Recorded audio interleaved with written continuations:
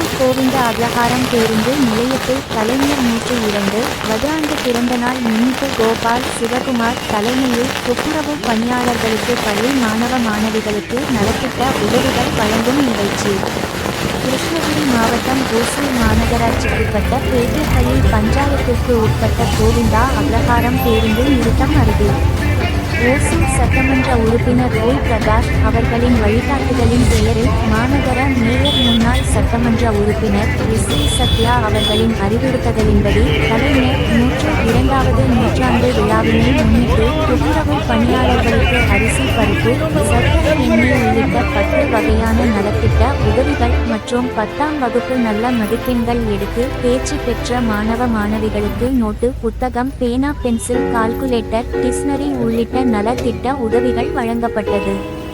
முன்னதாக இந்த நிகழ்ச்சிக்கான ஏற்பாட்டினை முன்னாள் ஒன்றிய குழு உறுப்பினர் மற்றும் கிருஷ்ணகிரி மேற்கு மாவட்ட தொழிலாளர் அணி தலைவர் கோபால் மற்றும் இளைஞர் அணி ஒன்றிய துணை அமைப்பாளர் ஜி. சிவக்குமார் செய்திருந்தனர்.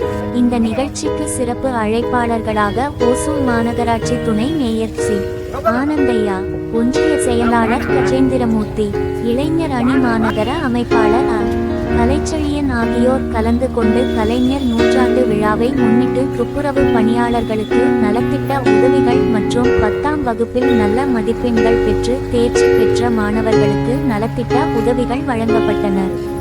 கலைஞர் 100ஆண்டு விழாவினை தொடர்ந்து திமுக ஆட்சியில் பல்வேறு திட்டங்கள் செயல்பட்டு வருகிறது. குறிப்பாக இலவச மகளிர் பேருந்து, குடும்ப தலைவிக்கு மாதந்தோறும் 1000 பள்ளி மாணவ மாணவர்களுக்கு படிப்பு உண்டான செலவுகள், மேற்படிப்பு படிப்பதற்கான ஊக்கத்தொகை, முதியோர் ஊக்கத்தொகை, உங்களை தேடி மருத்துவம், கிராமங்கள் தோறும் மினி பேருந்துகள் உள்ளிட்ட எண்ணற்ற வசதிகள் தமிழக அரசு செய்துள்ளது என கூட்டத்தில் பேசினார் மாநகர துணை மேயர் ஆனந்தையா. மற்றும் இந்த நிகழ்ச்சியில் வேணும் மஞ்சுநாத், ராஜேந்திரன், முனிராஜ், ராஜப்பா, ராமமூர்த்தி, விஜய், விக்கி, சபரி, ராஜண்ணா, வெங்கடசாமி, திமுக கழக இந்நாள் முன்னாள் இளைஞர் அணி அமைப்பாளர்கள், பொறுப்பாளர்கள் என பலர் நிகழ்ச்சியில் கலந்து கொண்ட அனைவருக்கும் மதியம் அறுசுவை உணவு வழங்கப்பட்டது. விழாவை சிறப்பாக நடத்தி தருவார்கள் என்று கேட்டுக்கொள்கிறேன். வருகைக்கு எதற்காக இந்த விழாவை இங்கு செய்ய வேண்டும் என்று அவரிடம் கேட்டுக்கொண்டது மெயின் விஷயம், நம்ம சர்க்கிள் ரோடெல்லாம் ரொம்ப மோசமா இருந்துச்சு. 10 வருஷமா எந்த ரோடு சீரமைக்கப்படவே இல்லை. அவர்கிட்ட இந்த கோரிக்கை வச்சதுனால உடனே அதை பார்த்து உடனே நம்ம ரோடு இந்த கட்டமைப்புக்கு அவர் உத்தரவிட்டார். அதன் பிறகுதான் நம்ம சர்க்கிள் சிப்காட்ல இருந்து நம்ம சர்க்கிளுக்கு வர வேண்டிய ரோடு வந்தது. அதே போல் பேட்டரிப்பில் இருந்து கோவிந்தகிரி ரோடும் 10 ஆண்டுகளாக ரொம்ப போக்குவரத்து போக முடியாம வசதி இல்லாம இருந்துச்சு. அதையும் நாங்கள் கேட்டு அவருக்கு ரிக்வெஸ்ட் கொடுத்ததுனால உடனே அந்த ரோடும் நம்மளுக்கு அமைத்து தந்தார். அதே போலவே நம்ம பாகூருக்கு செல்லும் வழியில் அந்த பிரிட்ஜ் ரொம்ப மோசமா இருந்துச்சு. மழை காலத்துல அந்த எல்லாம் என்ன பண்ணோம்னா ஒசூரை சுத்தி போக வேண்டிய நிலைமையில இருந்துச்சு. அந்த கோரிக்கையும் அவர்கிட்ட கொடுத்து உடனே அதையும் இந்த 4 ஆண்டுகள்ல அவரு செஞ்சு கொடுத்தாருன்றதுல ரொம்ப மிக்க மகிழ்ச்சியாக இருக்கிறோம். நம்ம பேகப்பள்ளி பஞ்சாயத்துல இதே போல் நிறைய விஷயங்கள், திட்டங்கள் செய்து கொடுத்திருக்கிறார். நம்ம மக்களுக்கு இந்தந்த ஏரியாவில் இருக்கிறவங்களுக்கு அந்தந்த வசதி, அந்தந்த ரோடு வசதி மட்டும்தான் தெரிஞ்சிருக்க வாய்ப்பு இருக்கு. இந்த மேடையில என்ன இன்னும் சில திட்டங்களை, நிறைய விஷயங்கள் இவர் செய்து கொடுத்திருக்கிறார். அதை நான் உங்களுக்கு ஒரு சிம்பிளா ரொம்ப அதிகமாக விளக்கம் தர போவதில்லை. ஏன்னா எல்லாருக்கும் ஆனந்தி அவர்களுக்கும் ஒரு முக்கியமான மீட்டிங் இருக்குது. இருந்தாலும் நம்மளுக்காக அவர் நேரத்தை ஒதுக்கி இங்க வந்ததுக்காக மிக்க மகிழ்ச்சி அடைகிறோம். அது என்னவென்றால், நம்ம பாகூர்ல தெரியும் எல்லாருக்கும் ஸ்கூல் இல்லாம இருந்துச்சு. ஸ்கூல் இப்ப போய் பாத்தீங்கன்னா நம்ம பிரைவேட் ஸ்கூலை விட அந்த தரத்துக்கு பில்டிங் அமைச்சு கட்டமைச்சு சூப்பரா அமைச்சு கொடுத்துருக்காங்க. அதே மாதிரி நம்ம கோயந்தாரத்துல ஸ்கூல் போய் பாத்தீங்கன்னா அதுவும் சிறப்பாக இருக்குது. அதுவும் இப்பதான் கட்டி நம்ம எல்லாம் இந்த 4 ஆண்டுகள்ல தான் அதெல்லாம் பண்ணிருக்கு. சோ இந்த மாதிரி ஒரு ஏரியாலையும் நிறைய வசதிகள் செய்து கொடுத்திருக்கிறார். ஆனால் இந்த 4 ஆண்டுகளில் என்னென்ன வசதிகள், என்னென்ன ரோட் திட்டங்களை நம்ம டிஎம்கே பீரியட்ல பண்ணி கொடுத்தாங்களோ அது எல்லாத்தையும் இங்க உள்ளவர்கள் நமது பணி எல்லாத்தையும் போட்டோ அதெல்லாம் எடுத்து வாட்ஸ்அப்ல ஏடிஎம்கே பண்ணதாக தோட்டம் போடப்பட்டுள்ளது. நான் அவர்களோட பேரெல்லாம் குறிப்பிட்டு அவங்க பெரிய ஆட்களை விரும்பல. பட் நம்ம இந்த எல்லாருமே இங்க கூட்டியிருக்கவங்க எல்லாருமே தெரிஞ்சுக்கணும், எந்த ரோடு எந்தெந்த வசதி இருக்கோ யாரு போட்டாங்கன்றது கம்ப்ளீட்டா தெரிஞ்சுக்கணும். எல்லாம் பெரிய பெரிய ரோடு எது எல்லாமே வந்திருக்கோ எல்லாமே நம்ம டிஎம்கே ஆட்சியில தான் வந்திருக்கு. நம்ம டிஎம்கே காரங்க பண்ணியிருக்காங்க. சோ இங்க இருக்கிறவங்க எல்லாருமே அதை விசாரிச்சு எல்லாருக்கும் பக்கத்துல இருக்கவங்க சொல்லி புரிய வைப்பீங்கன்னு நம்புறேன். சோ இந்த வாய்ப்புக்காக மிக்க நன்றி. நம்ம சிறப்பு வழக்காடு நடத்தி முறுக்கு மீசைக்காரன் முண்டாசு கவிஞன் பாரதியை எட்டயபுரத்திலே எட்டிப்பிடித்து என ஈன்ற தாய்க்கும் தந்தைக்கும் முதல் மொழியாம் மூத்த மொழி தமிழ் மொழிக்கு என்னுடைய முதல் வணக்கம். இந்த 102வது முத்தமிழறிஞர் கலைஞர் அவர்களுடைய பிறந்த நாள் விழா மற்றும் நலத்திட்ட உதவிகள் வழங்கும் விழாவை ஒருங்கிணைத்து நடத்தி கொண்டிருக்கும் மாவட்ட தொழிலாளர் அணி அமைப்பாளர் அண்ணன் கோபால் அவர்களே, மாவட்ட செயலாளர் அண்ணன் ஒய் பிரகாஷ் அவர்களே, மாநகர மேயர் அண்ணன் சத்யா அவர்களே, துணை மேயர் ஆனந்தையா அவர்களே, கழக நிர்வாகிகள் மற்றும் இளைஞரணி நிர்வாகிகள் அனைவருக்கும் என்னுடைய வணக்கங்களையும் வரவேற்பையும் தெரிவித்துக் கொள்கிறேன்.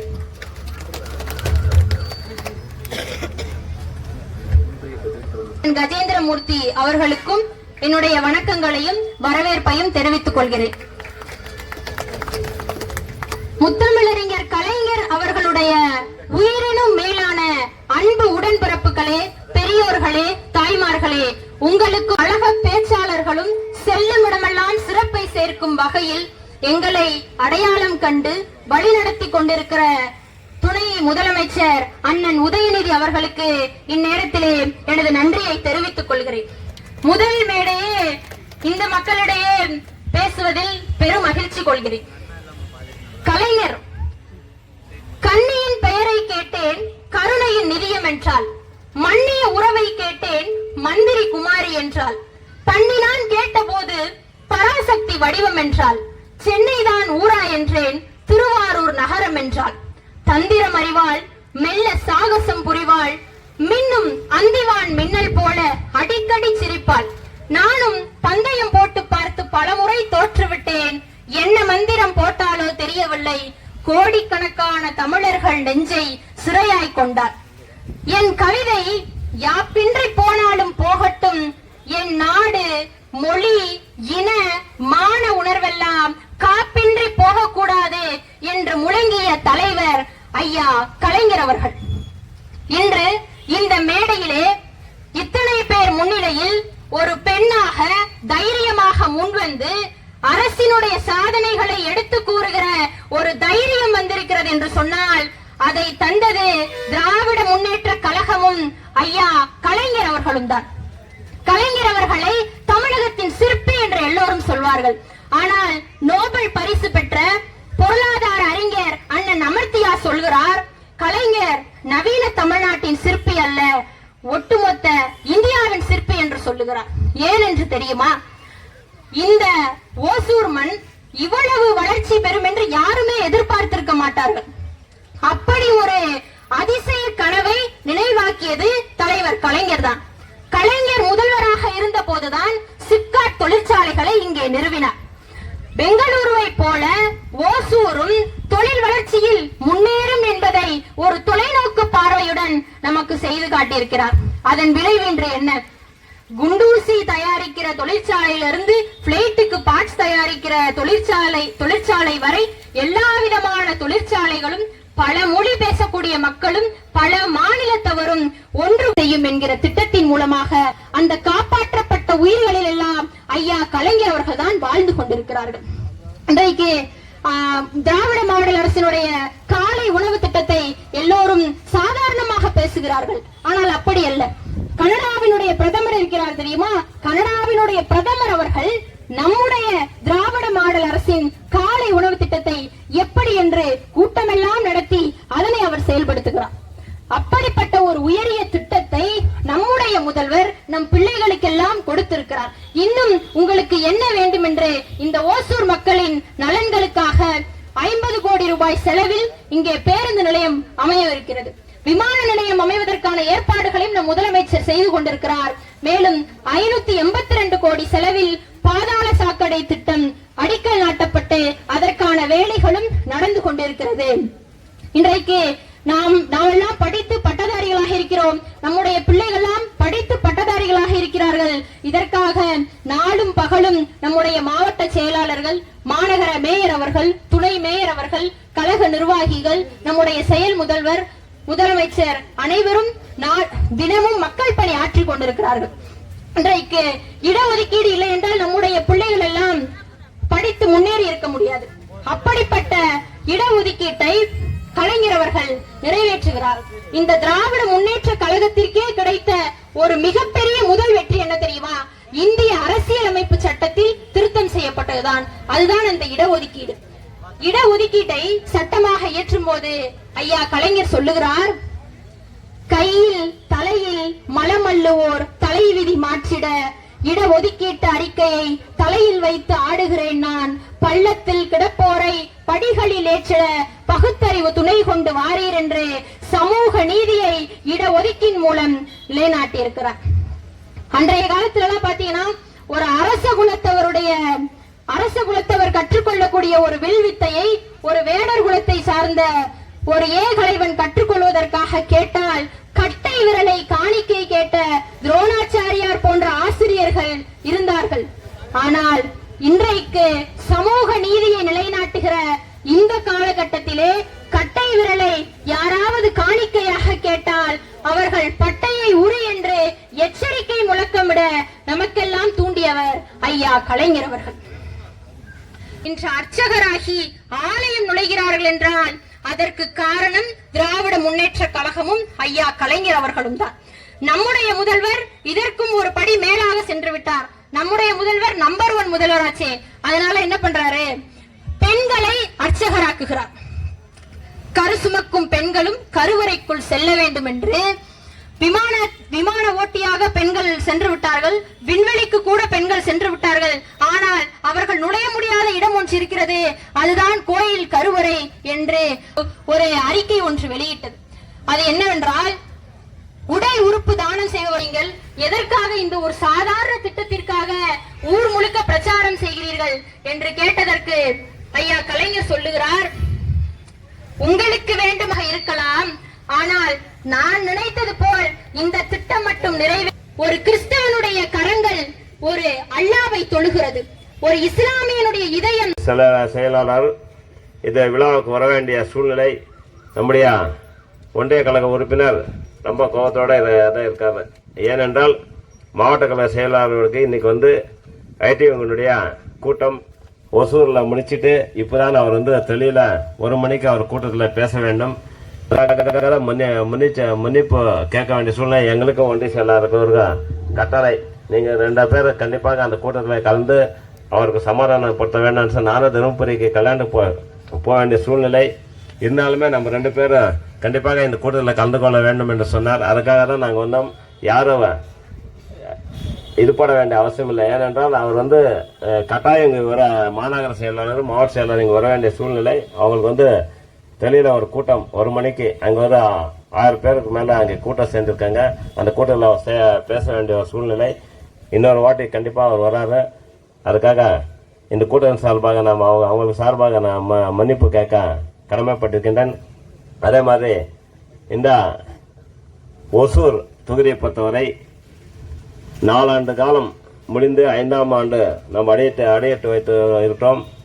இந்த காலகட்டத்தில் போன ஆட்சி காலங்களில், போன சட்டமன்ற உறுப்பினர்கள் இந்த காலங்களிலோட அதிகமான நிதியை கொண்டு கழக ஆட்சி கழகத் தலைவருடைய அறிவுறுத்தல் பேசி சட்டமன்ற உறுப்பினர் பேசி அதுக்குண்டான நிதிகளை கொண்டு இந்த சட்டமன்ற தொகுதிக்கு எத்தனை பணிகள் செய்திருக்கான்றது ஒரு சின்ன குறிப்பாக தான் சொல்லியிருக்காரு.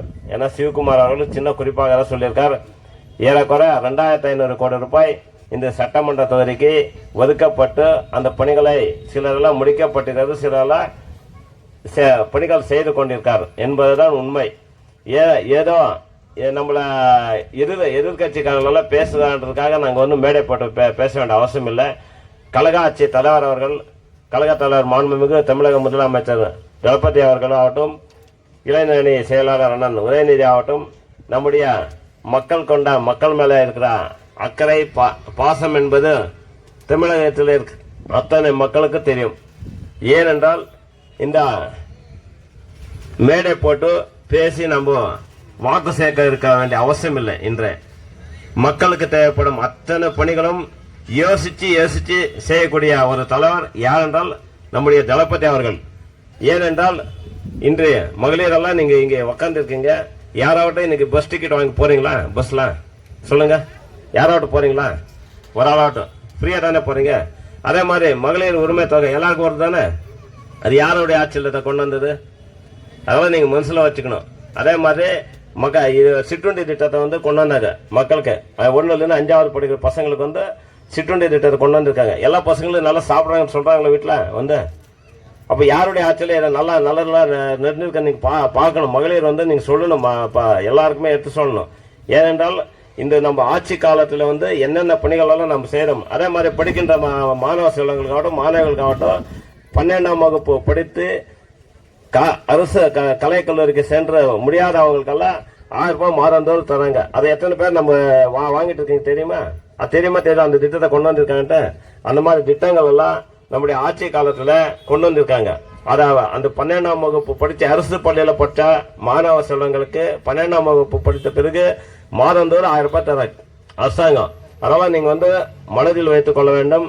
2026 தேர்தலில் பொது தேர்தல் வரப்போறது. அந்த தேர்தலில் நம்ம திராவிட முன்னேற்ற கழகம் யாருக்கு கை காட்டுகிறதோ, எந்த கூட்டணி கை காட்டுகிறதோ அவருக்கு வந்து நம்ம உதயசூரியன் சின்னத்தில் வாக்களிக்க வேண்டும் என்று இந்த கூட்டத்தின் வாயிலாக சொல்ல கடமைப்பட்டிருக்கின்றேன். ஏனென்றால் நம்ம இத்தனை திட்டங்கள் எல்லாம் கொண்டு வரோம். ஏதோ எதிர்கட்சிக்காக நாளைக்கே ஆட்சி புடிச்சிடுறோம், இன்னைக்கு ஆட்சி புடிச்சிடுறோம் சுற்றுறாங்க. இதெல்லாம் நீங்க யாருமே நம்பாதீங்க. 2026 கழக ஆட்சி தான் திருப்பூர் திராவிட முன்னேற்ற கழகம் ஆட்சிக்கு வருதுன்றது இந்த கூட்டத்தின் வாயிலாக சொல்ல கடமைப்பட்டிருக்கின்றேன். அதே மாதிரி நம்முடைய ஓசூர் சட்டமன்ற தொகுதிக்கு பாத்தீங்கன்னா 100 கோடி ரூபாய் வந்து மருத்துவமனை கொண்டு வந்திருக்கோம். 100 கோடி ரூபாய் இப்ப கட்டி முடிக்கிற ஒரு சூழ்நிலையில இருக்கிறது. 100 கோடி ரூபாய் திட்டத்தில் வந்து ஒரு மருத்துவமனை கொண்டு இருக்கு ஓசூருக்கு. அதே மாதிரி நீங்க பாத்தீங்கன்னா இப்ப இருக்கிற பேருந்து நிலையம் வந்து நம்முடைய கழக ஆட்சியில தான் அந்த பேருந்து நிலையம் வந்தது. அதே மாதிரி இன்னொரு பேருந்து நிலையம் வந்து இப்ப 60 கோடி ரூபாய் நம்ம கட்டி கொண்டிருக்கோம். அது கழக ஆட்சியில தான் வந்து இருக்குது. இதெல்லாம் நீங்க மக்கள் மத்தியில சொல்ல வேண்டும். அதே மாதிரி மாநகராட்சிக்கு சேர்ந்தா எல்லா பகுதியிலும் வந்து பாதாள சாக்கடை திட்டத்தை வந்து கொண்டு வரன்ட்டு 10 ஆண்டு காலம் வந்து அதிமுக ஆட்சியில சொல்லிக்கினே இருந்தாங்க. நம்ம ஆட்சி காலத்துல 580 கோடி ரூபாயில வந்து இன்னைக்கு வந்து அந்த பணிகளை வந்து செஞ்சு கொண்டிருக்கோம். அதே மாதிரி கிராமப்புறங்களில் அத்தனை சாலைகள் வந்து படிப்படியாக இப்ப போட்டுக்கொண்டே இருக்கும். எல்லா சாலைகளும் வந்து நெருப்பு கொண்டே இருக்கும். இதெல்லாம் வந்து மக்கள் மத்தியில் சொல்லணும். அதே மாதிரி இன்னைக்கு பாத்தீங்கன்னா எல்லா கிராமப்புறங்களுக்கும் மினி பஸ் ஓட்டுறதுக்கான உண்டான அனுமதி கொண்டு வந்து அந்த திட்டத்தை அமுல்படுத்தி இருக்கிறோம். இதெல்லாம் எதுக்காக சொல்றேன்னா எல்லா ஏழை மக்களுடைய வசதி வாய்ப்புக்கு ஏற்ற இந்த பணிகளை செய்து கொண்டிருக்கோம் என்று சொல்லி இந்த நிகழ்ச்சியை ஏற்பாடு செய்த நம்ம இந்த பகுதியினுடைய இளைஞரணி அமைப்பாளர் சிவகுமார் வந்து ரொம்ப நாளா வந்து இந்த கூட்டத்தை ஏற்பாடு பண்ணோம். இந்த கூட்டத்துக்கு எல்லா தலைவர்களும் வரணும், எல்லாரும் சிறப்பிக்கணும்ட்டு ரொம்ப பிளான் பண்ணி பண்ணாரு. ஆனா இருந்தாலுமே கண்டிப்பா அது முதல் கூட்டம். நீ ஒன்றும் கவலைப்பட வேண்டிய அவசியம் இல்லை. இந்த மாதிரி நிலவுகள் எல்லாம் தாண்டி தான் அரசியல் இருக்க வேண்டும். அதனால இதெல்லாம் பெஜாராக வேண்டிய அவசியம் இல்லை. அதனால நீங்க எல்லாம் கண்டிப்பாக இதோட தொடர்ச்சியாக இருக்க வேண்டும் என்று சொல்லி, அதே மாதிரி இந்த மேடையில் நம்மளுடைய பேச்சாளர் இளைஞரணி பேச்சாளர் நர்சினா வந்து ரொம்ப அருமையா இந்த முதல் கூட்டத்தில் பேசுறேன்னு சொன்னாரு. கண்டிப்பா அவங்களுக்கு வாழ்த்துக்களை சொல்லி எனக்கு பேச வாய்ப்பு கொடுத்த அனைவருக்கும் நன்றி சொல்லி விடைபெறுகிறேன். நன்றி, வணக்கம். அடுத்து நம்ம ஒன்றிய செயலாளர் கஜேந்திரன் அவர்களை பேச அழைக்கிறேன். మన పార్టీ డిఎంకే పార్టీ ఏ యొక్క ఘన విజయాలు సాధించిందంటే దానికి చెప్పుకోలేనన్ని రుజువులుంది. దాన్ని మనం ఊరికే అన్ని పార్టీలు మాదిరి ఊరికే చెప్పాల్సిన అవసరం లేదు. ప్రతి ఒక్క బిడ్డకి, ప్రతి ఒక్క తల్లికి, ప్రతి ఒక్క తమ్మునికి, అన్నకు అందరికీ తెలిసినటువంటి విషయాలు. ఇప్పుడు మన ఒసూరు ఒక మహానగరముగానే కాకుండా మన దేశంలోనే కాకుండా ప్రపంచంలోనే మన ఒసూరు పేరు ప్రఖ్యాతి చెందిందంటే దానికి కారణం కలైనారు మాత్రమే. అలాగే ఎందరో ప్రాణాలు పోతుంటే నేను రాష్ట్ర ముఖ్యమంత్రిగా మొదటి సంతకం లోన్లకు మాత్రమే తోస్తానని చెప్పి ఆ యొక్క ప్రాణాలని కట్టడి చేసి ఆ యొక్క సంతకాన్ని పెట్టి ప్రతి ఒక్కరికి ప్రతి ఒక్క పార్టీలో ఉండే లోన్ చేసి అప్పులు చేసినటువంటి అందరికీ ఆ జమ చేసినటువంటి నాయకుడు మన కలైనారు మాత్రమే. సమత్పురం అనే ఒక పేరు పెట్టి ఆ యొక్క సమత్పురంలో అన్ని జాతి వాళ్ళు ఆ సమత్పురంలో ఉండాలి, అందరూ ఒక సమానంగా ఉండాలి అని చెప్పి కోట్లకు విలువ చేసే న్యాయాలు ఇచ్చి ఒక సమత్పురాన్ని తయారు చేసినటువంటి నాయకుడు మన కలైనారు మాత్రమే. మరియు కరెంట్లు లేకుండా వ్యవసాయానికి బాధపడుతుంటే ఆ యొక్క వ్యవసాయానికి ఫ్రీ కరెంట్ ఇచ్చిన నాయకుడు మన కలైనారు మాత్రమే. అలాగే ఏడీఎంకే ప్రభుత్వం 10 సంవత్సరాలు పరిపాలన చేస్తే వాళ్ళు 1 లక్ష కనెక్షన్లు కూడా ఇవ్వలేదు. వాళ్ళు ఎలక్షన్ కోసము 2.5 లక్ష, 2.25 లక్ష, 3 లక్షలు పేరు చెప్పి కలెక్షన్ చేసి ఆ ఎలక్షన్ లో వాళ్ళు సోలిపోతే జనాల దగ్గర దుడ్డు తీసుకొని యామరిచ్చారనే ఒకే ఒక కారణికంగా మన దళపతి ఆ యొక్క దుడ్డు ఇచ్చిన వాళ్ళకు కూడా కరెంట్ ఇచ్చిన నాయకుడు మన డిఎంకే నాయకుడు దళపతి మాత్రమే. ఇలాంటి ఎన్నో మంచి పనులు చేసి ఒక మంచి ఖ్యాతి సంపాదించుకున్న నాయకుడు మన కరుణానిధి మాత్రమే. అలాగే తండ్రికి తగ్గ తనయుడుగా నేను వచ్చిన తక్షణం కరోనా ఏడీఎంకే ప్రభుత్వం ఉంటే కరోనాలో 5,000 రూపాయలు మీరు బాధితులకు ఇయ్యండా, ఎంతో కష్టపడుతుంటారు అని చెప్తే వాళ్ళు 1,000 రూపాయలు మాత్రమే ఇచ్చిరి. దాన్ని నేను వచ్చిన తక్షణమే ఆ 4,000 రూపాయలు నేను మీకు అందజేస్తానని చెప్పి వచ్చిన తక్షణమే 2,000గా ప్రతి ఒక్క ఇంటికి ఇచ్చిన నాయకుడు, మాట మీద నిలబెట్టినట్టు ఆ నాయకుడు మన దళపతి స్టాలిన్ మాత్రమే. అలాగే నేను ఉచితంగా బస్సు ప్రయాణం మహిళలకు చేస్తానని మేనిఫెస్టో ఇడిసిరే ఆ మేనిఫెస్టోని ఉచితంగా ప్రతి ఒక్కరూ బస్సు ప్రయాణం చేసే మహిళలందరికీ ఉచితంగా చేసి చూపించినటువంటి నాయకుడు మన దళపతి మాత్రమే. అలాగే బిడ్డలకి ఏదోతరే ప్రైవేట్ స్కూల్లో చదివే వాళ్ళకి ఎంతో సౌకర్యం చేసి ఇంట్లో వాళ్ళకి స్నానం చేసి బట్టలు వేసి చూళ్ళు వేసి ఆ స్కూల్కి తోడుకపోయి ఇస్తారు. వాళ్ళ సమానంగా పేద బిడ్డలు కూడా చదవాలి, వాళ్ళు ముందరికి రావాలని ఒకే ఒక కారణికంతో వాళ్ళకి పొద్దున్నే దినానికి ఒక చొప్పున టిఫిన్ చేసి పెట్టినటువంటి మహానాయకుడు మన దళపతి మాత్రమే. అలాంటి నాయకుల్ని మనం ఎప్పటికీ మరవకుండా మళ్ళీ ఇంకా ఎన్నెన్నో మనకి మంచి పనులు చేసే విధంగా 7వసారి ముఖ్యమంత్రిగా ఆయన ఆ పీఠాన్ని అధికారించాలంటే మీరందరూ తప్పకుండా అది జ్ఞాపకం పెట్టుకుని ప్రతి ఒక్కరికి చెప్పి అతన్ని ముఖ్యమంత్రి పీఠాన్ని కూర్చోబెట్టాలని మిమ్మల్ని అందరినీ ఈ సభాముఖంగా కోరుకుంటున్నాను. వచ్చే 26లో ఎలక్షన్ జరుగుతుంది. వాళ్ళు మేము ఏమీ చేయకుండానే 10 ఏళ్ళ నుంచి మేము అది చేసి ఇది చేస్తామంటారు. వాళ్ళు తిప్పి చూసుకోవాలా మేము ఏం చేస్తామని. 2011లో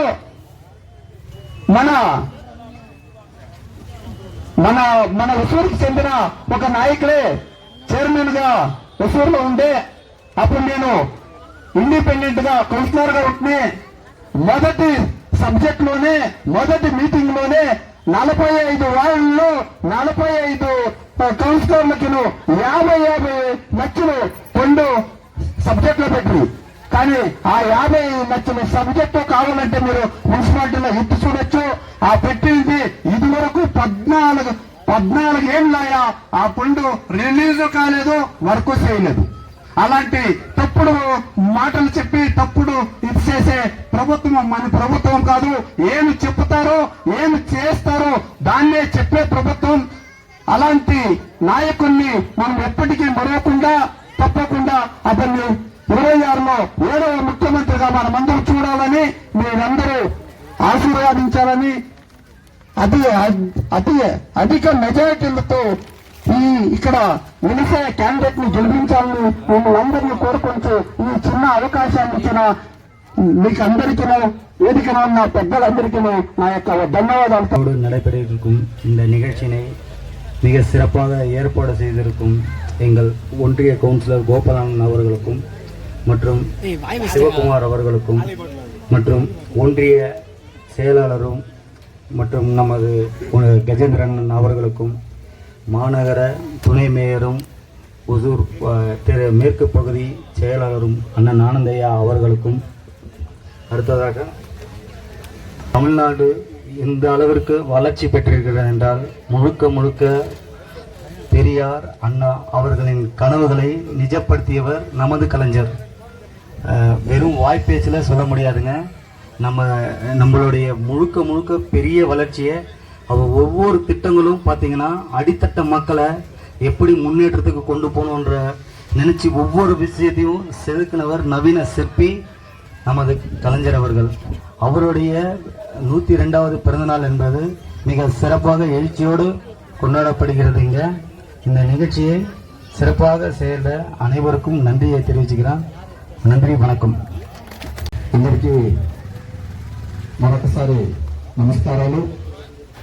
మన అన్ని ఏరియాల్లో కూడా ఎవరికి ఎలిజిబుల్గా ఉందో వాళ్ళకందరికీ పట్టాలు ఇస్తూ ఉంటారు. దాని నుంచి ఎవరికైనా పట్టాలు రాక ఉండే వాళ్ళు ఉంటే వాళ్ళందరూ ఇండ్లకి మన పార్టీ గోపాలన్ ఉన్నారు, శివకుమార్ ఉన్నారు, మంజునాథ్ ఉన్నారు, వేణువన్ ఉన్నారు, శంకర్, వీళ్ళందరినీ వాళ్ళ దగ్గర పోతే ఏమని చెప్తారు దాన్ని తెలుసుకొని విఏఓ దగ్గర కానీ తహసీల్దార్ దగ్గర కానీ మేము కూడా దానికి కావాలంటే తహసీల్దార్ దగ్గర వాళ్ళ దగ్గర మాట్లాడతాము. మీరందరూ దానికి ఎవరికి రాకుండా ఉండదో వాళ్ళంతా ఇచ్చేస్తే తప్పకుండా ఆ పట్టాల కార్యక్రమం జరుగుతుంది. మీరందరూ పోతే వాళ్ళకి తప్పకుండా మంచి జరుగుతుంది. కలగకుండా ఉండకుండా ఇప్పుడు సమయము అందరూ చేసుకోవాలని మిమ్మల్ని మరుబడి ఒకసారి నేను కోరుకుంటున్నాను. ఏంటంటే మన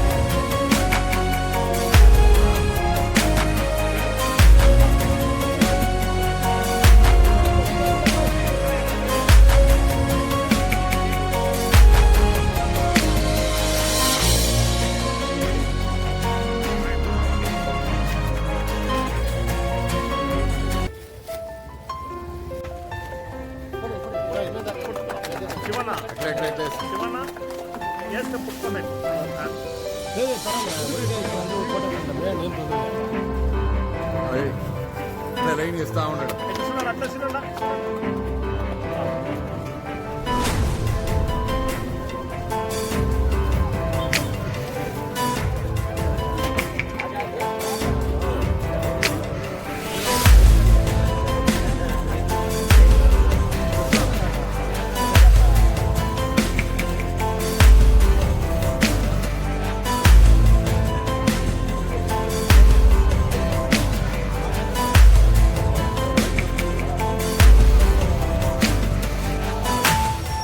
అన్న అంతా గొప్పదా.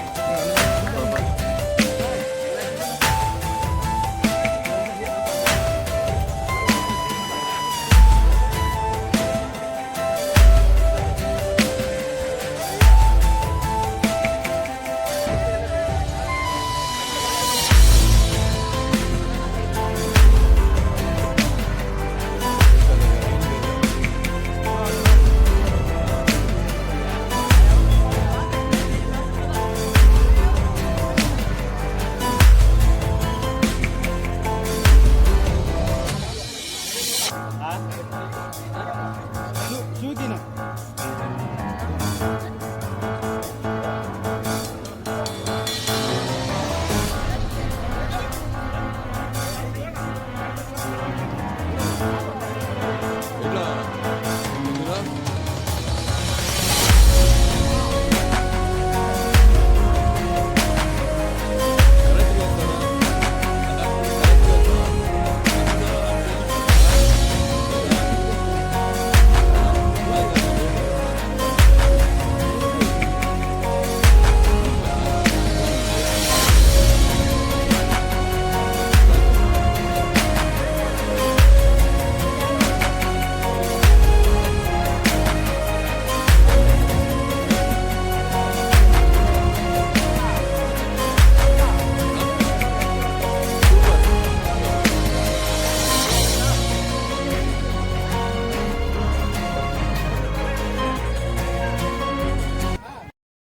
ஃபைனல் மேட்ச் தொடர்ந்தது முன்னால் அதேபோல் விழாவை ஆர்கனைசேஷன் செய்த நமது திமுக நமது வேகப்பள்ளி திமுக அண்ணன் ராஜேந்திரன் அண்ணா சுந்தர் அண்ணா அவரும் உடன் கலந்து கொண்டிருக்கிறார்.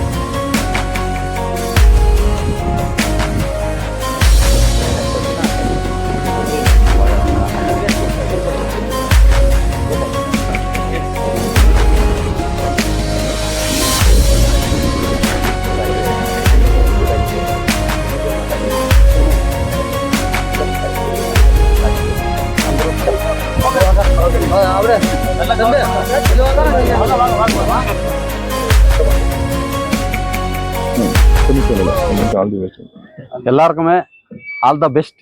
நல்லா விளையாடுங்க, ஃப்ரெண்ட்ஷிப்பாக விளையாட்டு நல்ல பேர் வாங்கிட்டு இன்னும் முன்ன நீங்கள் நிறைய இடத்துக்கு போயிட்டு இதே மாதிரி ஆடுவேன்னு சொல்லிட்டு எனக்கு கடமை நான் கேட்டுக்கொள்கிறேன்.